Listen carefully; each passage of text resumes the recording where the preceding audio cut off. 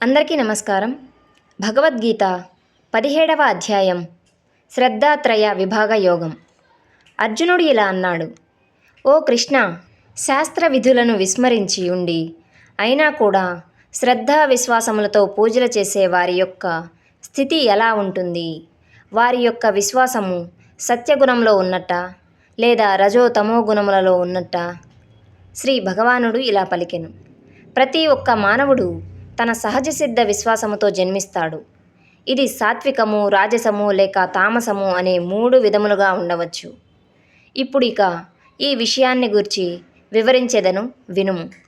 అందరూ మనుషులు తమ మనస్సు యొక్క స్వభావమునకు తగ్గట్టుగా శ్రద్ధా విశ్వాసములను కలిగి ఉంటారు. అందరికీ శ్రద్ధా విశ్వాసములనేవి ఉంటాయి, మరియు వారి విశ్వాసము ఎట్టిదో అదే వారి యొక్క వ్యక్తిత్వముగా ఉంటుంది. సత్వగుణములో ఉండేవారు దేవతలను ఆరాధిస్తారు. రజోగుణములో ఉండేవారు యక్షులను, రాక్షసులను పూజిస్తారు.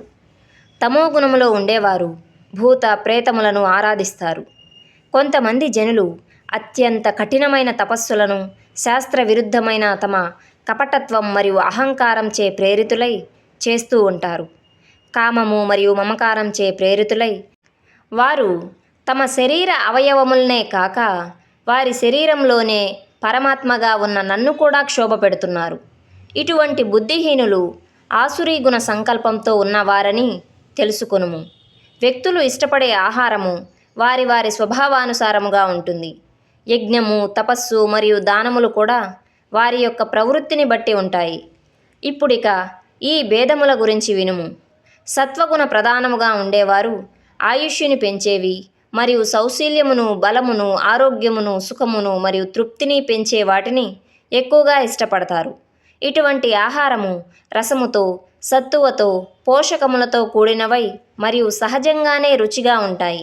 అతి చేదుగా, అతి పుల్లగా, ఉప్పగా, చాలా వేడిగా, ఘాటుగా, ఎండిపోయిన మరియు కారంగా ఉన్న ఆహార పదార్థాలను రజోగుణ ప్రధానముగా ఉండేవారికి ఎక్కువ ఇష్టముగా ఉంటాయి.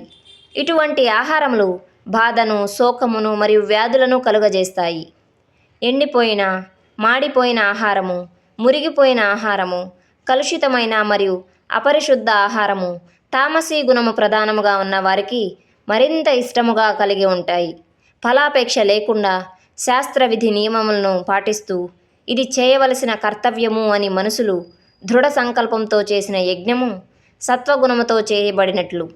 ఓ భరతశ్రేష్ఠుడా, ప్రాపంచిక లాభం కోసం లేదా అహంకారంతో చేయబడిన యజ్ఞము రజోగుణములో చేయబడినట్లు తెలుసుకునుము. శ్రద్ధ, విశ్వాసము లేకుండా మరియు శాస్త్ర నియమాలకు విరుద్ధంగా ప్రసాద వితరణ చేయకుండా, మంత్రములు జపించకుండా మరియు దక్షిణ కూడా ఇవ్వకుండా చేయబడిన యజ్ఞము తమో గుణములో ఉన్నది అని పరిగణించుము. పరమేశ్వరుడు, బ్రాహ్మణులు, ఆధ్యాత్మిక గురువు, జ్ఞానులు మరియు పెద్దలు వీరి ఆరాధన శుచి, నిష్కాపట్యము, బ్రహ్మచర్యము, అహింస ఆచరిస్తూ ఎప్పుడైతే చేయబడతాయో అది శారీరక తపస్సు అని చెప్పబడును. ఉద్వేగమును కలిగించనివి, సత్యములు, కోపము పుట్టించనివి, ప్రయోజనకరమైనవి అగు మాటలు మరియు నిత్య వేద శాస్త్రముల పఠనము ఇవి వాక్కు సంబంధమైన తపస్సు అని చెప్పబడుతున్నది. ఆలోచనలలో ప్రశాంతత, మృదుత్వము, మౌనము, ఆత్మ నిగ్రహము మరియు ఉద్దేశ్య పవిత్రత ఇవన్నీ కూడా మనస్సు యొక్క తపస్సు అని పేర్కొనబడుతున్నాయి. భక్తి శ్రద్ధలు గల వ్యక్తులు అత్యంత విశ్వాసముతో ఈ 3 తపస్సులను భౌతిక ప్రతిఫలాలను ఆశించకుండా ఆచరిస్తే వాటిని సాత్విక తపస్సులు అని అంటారు. కీర్తి, ప్రతిష్టలు, గౌరవము మరియు గొప్పల కోసం ఆడంబరంగా చేసే తపస్సులు లేక యజ్ఞములు రజోగుణములు ఉన్నట్టు మరియు దాని యొక్క ప్రయోజనములు అస్థిరమైనవి మరియు తాత్కాలికమైనవి. అయోమయ భావాలతో తమని తామే హింస పెట్టుకుని లేదా ఇతరులకు హాని కలిగించడం కోసం చేయబడే తపస్సు తమో గుణములలో ఉన్నట్టు చెప్పబడినది. దానము చేయుట తన కర్తవ్యము అని భావించి తగిన పాత్రత ఉన్నవారికి ప్రతిఫలాపేక్ష లేకుండా సరైన సమయంలో సరైన ప్రదేశంలో దానం చేయుట అనేది సత్వగుణ దానము అని చెప్పబడుతున్నది. కానీ అయిష్టముగా ఇవ్వబడిన దానము ఏదో తిరిగి వస్తుంది అనే ఆశతో లేదా ప్రతిఫలమును ఆశించి ఇవ్వబడిన దానము రజోగుణములో ఉన్నదని చెప్పబడినది. అనుచిత ప్రదేశంలో, సరికాని సమయంలో, అర్హత లేని వారికి మర్యాద చూపకుండా లేదా చులకనగా ఇవ్వబడిన దానం తామసిక దానముగా పరిగణించబడుతుంది. ఓం తత్సత్ అన్న పదములు సృష్టి మొదలు నుండి పరబ్రహ్మమునకు సూచికగా నిర్దేశించబడినవి. వాటి నుండే పురోహితులు శాస్త్రములు మరియు యజ్ఞములు ఏర్పడినవి. కాబట్టి యజ్ఞములు చేసేటప్పుడు, దానము చేసేటప్పుడు లేదా తపస్సులు ఆచరించటంలో వేద విధులు, వైదిక ఉపదేశాలను అనుసరిస్తూ ఎల్లప్పుడూ ఓం అనే శబ్దమును ఉచ్చరిస్తూ ప్రారంభిస్తారు.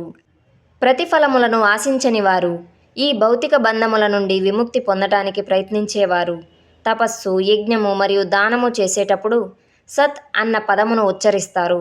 సత్ అన్న పదానికి అర్థం సనాతనమైన అస్తిత్వము మరియు మంగళప్రదము అని.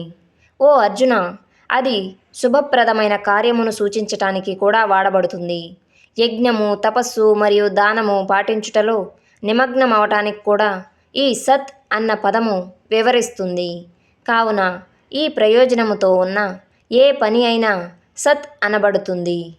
ఓ కుంతీపుత్రుడా, అశ్రద్ధతో చేయబడిన యజ్ఞములు కానీ, దానములు కానీ లేదా తపస్సులు కానీ అసత్ అని చెప్పబడును.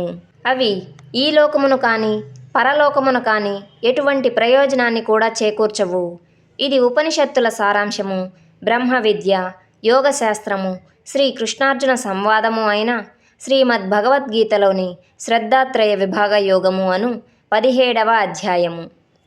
ఈ వీడియోను చివరి వరకు చూసిన ప్రతి ఒక్కరికి నా ధన్యవాదాలు తెలుపుకుంటూ, ఇలాంటి ఆధ్యాత్మిక విషయాలను గురించి తెలుసుకోవాలనుకుంటే మన ఛానల్ను వెంటనే లైక్ చేసి సబ్స్క్రైబ్ చేసుకోండి. పక్కనే ఉన్న బెల్ ఐకాన్ను ఆల్లో ట్యాప్ చేసి ఉంచుకోండి. అప్పుడే నేను పోస్ట్ చేసిన వీడియోలు మీకు నోటిఫికేషన్ రూపంలో చేరుతాయి. అంతేకాకుండా భగవద్గీతలోని మిగతా అధ్యాయాలను కూడా వినాలనుకుంటే మన ఛానల్లో ఇంతకు ముందే వీడియోలు అప్లోడ్ చేయడం జరిగింది. వాటిని కూడా ఒకసారి చెక్ చేయగలరు. మరొకసారి అందరికీ ధన్యవాదాలు తెలుపుకుంటూ మరో మంచి వీడియోతో మళ్ళీ కలుద్దాం. అంతవరకు సెలవు.